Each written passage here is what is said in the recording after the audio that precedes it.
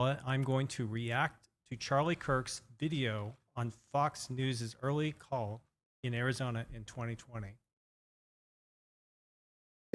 Yeah, it's a little worn down, but here we are. So Tom, I want to. We all remember the early Arizona call back in 2020 when Fox News said, "Breaking news: Donald Trump has lost Arizona. Joe Biden has." What happened there? People in this audience still have some form of PTSD. Let's go back 4 years ago. What do we know about that night? Well, I mean, Fox, I think, jumped the gun. They ended up being right in the end, but the call itself seemed sort of premature, right? And the decision desk that was responsible for making that call, I think, ended up, as I said, they were defending it, but there's about 74% of the vote in, and Biden had and this was at about 11:20 at night, and on the East Coast, and there was Biden was leading by, I think, 7 points or so, but there was still a decent amount of vote left to be counted. And the polls in Arizona, I went back and looked at our Real Clear Politics average, it was under 1%. So all of the polling suggested that Arizona was going to be a very, very tight race. And so when that call came out, obviously it raised a bunch of eyebrows among folks as to, and Fox was the first. Do you remember the 2020 election very much? That's Trump and Biden, right? Yeah. Do you remember the whole? About it? Do you remember them calling stuff early? Like what? States, like calling Arizona a little early for Biden versus Trump. I sort of remember it, yeah. I just remember it being really weird, like how they were doing that, but yeah. All right. First to call Arizona. That was the other thing. I mean, the AP didn't call it until a few hours later. Some of the other networks didn't call it until the following day. So it was definitely one of those calls that raised a few eyebrows. And look, Brett Baer got hung out to dry here. We know that now because of disclosed text messages. And I want to play the tape here to go back into it. Brett Baer was told by the people, hey, this race is called. And Brett Baer's instincts were right, saying, guys, this is going to come down to like 10,000 votes. And in fact, it did. It very well could have tilted either way. This was a lucky guess by Fox. And Brett Baer was really kind of put in front of the firing line here. Let's play cut 12. I think part of the issue that this highlights is news media typically has an agenda, whether it's they want to have the agenda of being unbiased so that they can have their advertising dollars come in. But they do have an agenda, and they may or may not be for a candidate or a candidate winning a state for whatever reason. But we have to acknowledge that when things are called early, it will impact voter turnout. If I were the Trump campaign, I would feel great about Ohio. We're not there yet. There's just too much vote out, and there's too much potentially heavily Democratic mail vote that may flop in at the end. What happened? YouTube. You just gotta put fucking whatever. I think you can exit out of it. Okay. And to get too froggy right now with Ohio, we're going to be careful, cautious, and earnest. All right, but you weren't careful, cautious, and earnest in Arizona. We were too. Why? Because there's all this day of vote, right? We Right. said that each state starts off with the early vote, the mail-in vote, the absentee, the early vote, and that's a skew towards the Democrats, almost 6 out of 10. But then we've seen in state after state that the Trump vote comes in on the day of vote that seems to be populating more and more. So why can you say it definitively in Arizona? Well, we were careful. So I think what was happening here, if I remember right, is the mail-in vote was going to be calculated at a different rate than the day of voting, which was typically Republicans were doing day of voting in 2020. And most of the Democrat voters were not. They were mail-in. So they're going to be tabulated differently, sometimes days later. But yet they were willing to call the race early without having to account for this. Cautious and earnest. Yeah, right. Brett's instincts were right. It was What's that? He said it was pretty suspicious. Yeah. a complete guesswork. And remember, he would not call Ohio, which ended up being an 8 to 9 point victory for Donald Trump, but they would call Arizona, which came down to 10,000 votes. Blake, you have And a thought Ohio here. started counting earlier because, you know, it's East Coast. Yeah, East Coast, not 2-3 out on hours the West ahead. Coast. And yeah, as you said, won it by 8 points, by 500,000 votes. Arizona ended up coming down to 10,000. And you're right. It's unfortunate what happened to Brett Baer. I knew him when I was at Fox. I was very close to his office. He's a great man. He's a great guy and very fair. And it really speaks to how the 2020 election was like. It was kind of it was a spiritual experience for a lot of people. It was a very emotional, very it was a very powerful moment for them. And I think what really hurt people was the early results in 2020 were so good for Trump and so surprising. And so there was this rising hope. And then Fox comes in with this premature call in Arizona. Right. And it was like the record scratch moment. And it's. So we're coming to the finish line. We're leading in the polls and we're doing well. Sorry. I'm going to take this second to highlight something here. This is election night in 2020. Now, we all know what happened in 2021 with J6.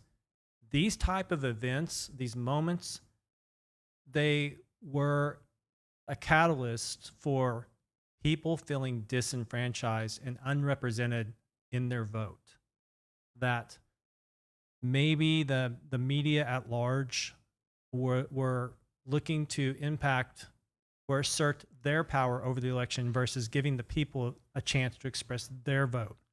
So these things may or may not have added to the attitude on January 6th, but I think it did sour the whole feeling about the election. A lot of people were like, oh, Fox is part of the steal, and like this was the signal that they were going to do all this bad stuff. I personally don't think that's how it unfolded. I think it really was a guy at Fox made a wild. It was Chris Stirewalt, Bill Salmon, and Chris. They're all gone.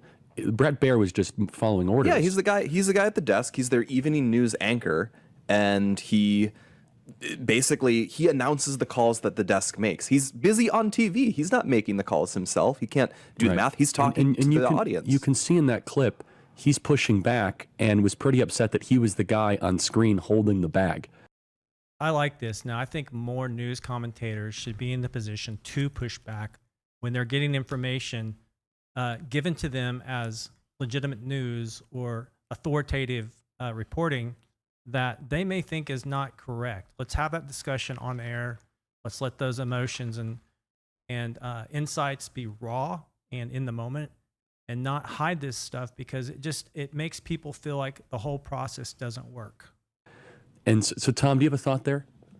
Yeah, I mean, listen, so that clip is great. It's a great example of, because at that point there was 94% of the vote in Ohio, and Trump was leading by 8 points. And Chris Stirewalt is saying, hey, we don't want to get too ahead of our skis here. We don't want to get froggy. There's still some vote to come in.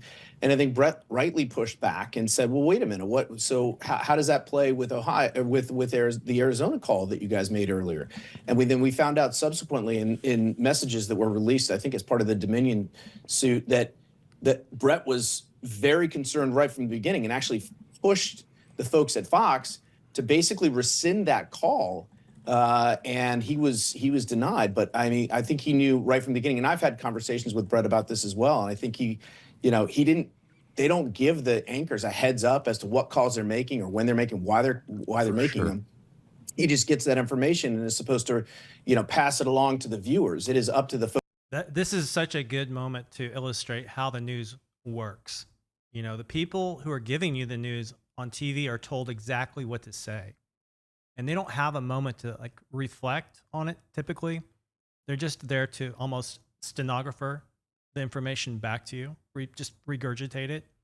So when you're getting the news, you have to look at it from the standpoint that the person telling you has just been fed that information. It's not necessarily vetted, and it might be agenda driven. Folks at the decision desk, and as you mentioned, that was Bill Salmon who was running that desk. Stirewalt was on it as well, and they're no longer with Fox now. Yeah, and I'll just say one final thought. Blake, you made a really apt point, is that I was in the White House when that call made, and I was kind of courting a group of people that were very anxious. I said, guys, these Trump has a shot here.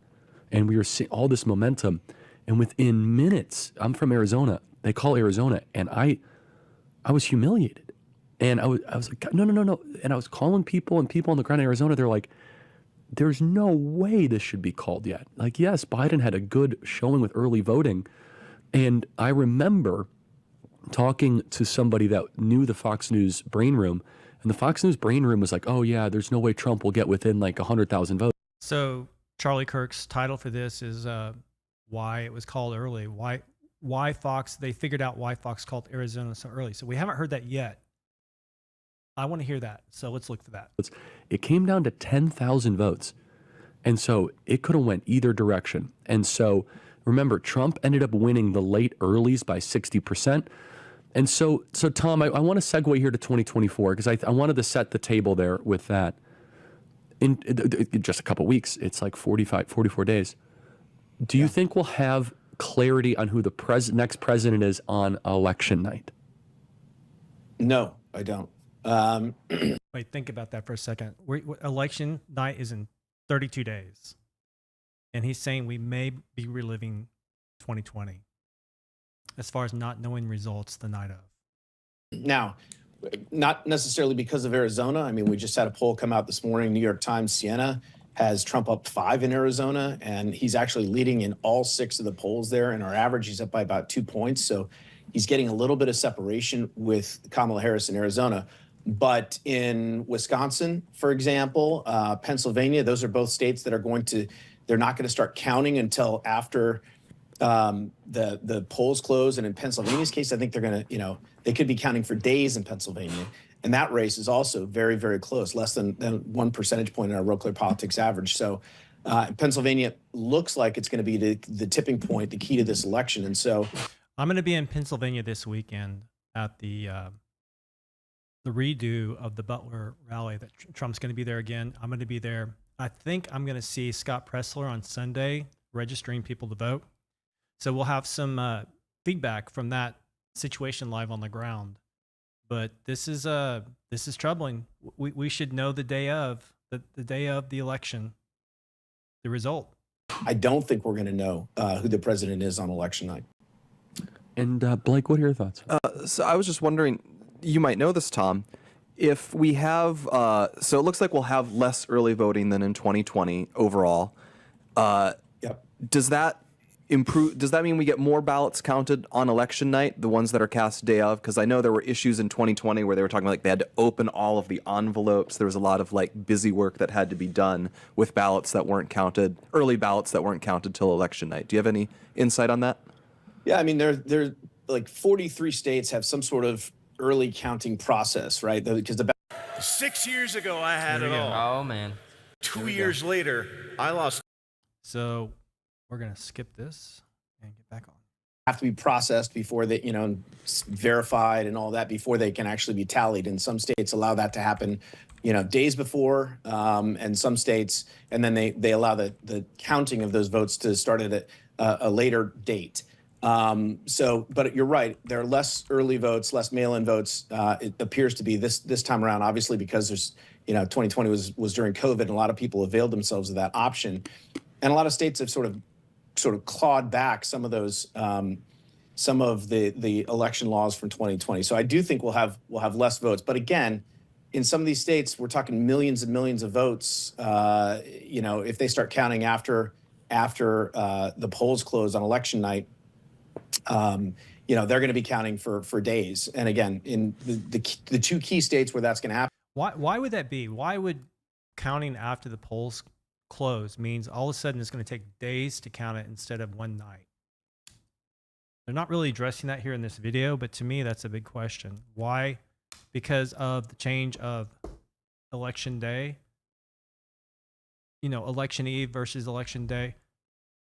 Why all of a sudden does the vote count now take days when you get past that election eve? Is Wisconsin and Pennsylvania, both of which are absolutely razor thin right now. Yeah, and Tom, again, even if all of this was done ethically, is it because the votes are still coming in? And if that's the case, that shouldn't be the case. We should have the vote, know the vote, and move on.